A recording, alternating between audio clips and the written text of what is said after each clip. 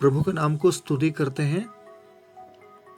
दिव्य वचन में आपका सहयोग के लिए धन्यवाद। हमारे लिए निरंतर प्रार्थना करें और इस सेवकाई के द्वारा प्रभु आपको आशीष देवे।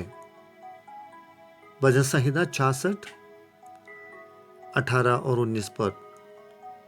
यदि मैं मन में अनर्थ की बात सोचता तब प्रभु मेरी ना सुनता, परंतु परमेश्वर ने तो सुना है, उसने मेरी प्रार्थना की और ध्यान दिया है।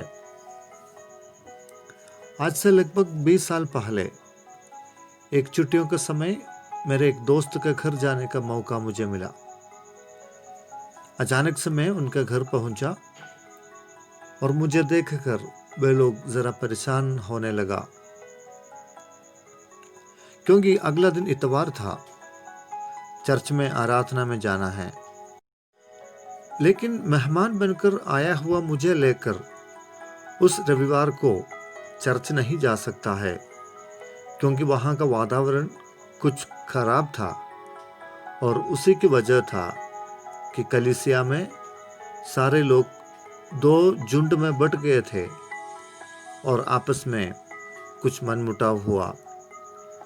तो रविवार को दोनों पक्षों ने अपना तेवर दिखाने का षड्यंत्र बना रहे थे, लेकिन प्रभु के अनुग्रह से मेरा आने का खबर वहां पर फैल गया और कलीसिया के पासवान ने राहत की श्वास ली। मसीह जीवन कितना गंभीर है और व्यवहारिक रूप से कितना फर्क है, ये सब जानते हुए भी हम कई बातों को नजरअंदाज कर देते हैं।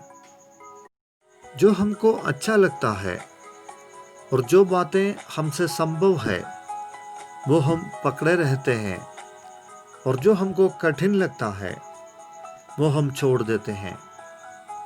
बाहर की बातें या शरीर के कामों को लोग जान सकते हैं, देख सकते हैं या समझ सकते हैं, लेकिन मन की बातें जांचने वाला परमेश्वर ही है। उसके सामने हम कुछ भी छिपा नहीं सकते हैं। दाऊद अपनी ईमानदारी की बात भजन संहिता 66 में बताते हैं। अनर्थ बात जीवन में या मन में आना स्वाभाविक है, लेकिन उसको दिल में बसाना बहुत गलत है। यह हमें परमेश्वर से धीरे धीरे दूर ले जा सकता है।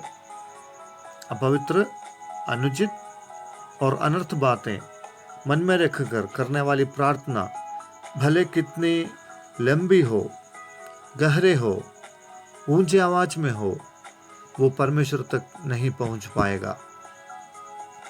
हमारी प्रार्थना नहीं सुनी जाने का एक वजह है दिल में अनर्थ बातें रखना। किसी के विरोध में कुछ झूठी बात मन में रखकर या फिर कुछ बेबुनियादी बातें रखकर मसीह जीवन जीने से किसी को कुछ लाभ नहीं होने वाला है। अनर्थ बातें मन में रखने के लिए बाइबल हमें उपदेश नहीं देती है, हालांकि उसको छोड़ देने के लिए और मसीह के लहू से शुद्ध किए जाने के लिए उपदेश देती है। यीशु मसीह का कहना है कि यदि हम बलि चढ़ाने के लिए वेदी में आने के समय लगता है कि किसी के मन में हमारे लिए कुछ है, तो बलि को वेदी में छोड़कर पहले जाकर मेल करने के बाद वापस आए और बलि चढ़ाए। उसी में प्रभु प्रसन्न होता है। परमेश्वर की आज्ञा को पालन करना मोटी पशुओं को बलि चढ़ाने से भी उत्तम है। प्रभु हम सबको इन वचनों के माध्यम से आशीष देने पाए। प्यारे पिता, आपके पवित्र वचन के लिए धन्यवाद। वचन को, उपदेश को अपने जीवन में पालन करने के लिए हमें सहायता कर, मदद कर। हमारे मन के विचारों को जांचने वाला परमेश्वर स्वर्ग में है। उस परमेश्वर के सामने प्रभु धार्मिकता के जीवन जीने के लिए हमको सहायता कर। प्रार्थना ग्रहण करने के लिए धन्यवाद। यीशु मसीह के नाम से दुआ मांगते हैं, आमीन।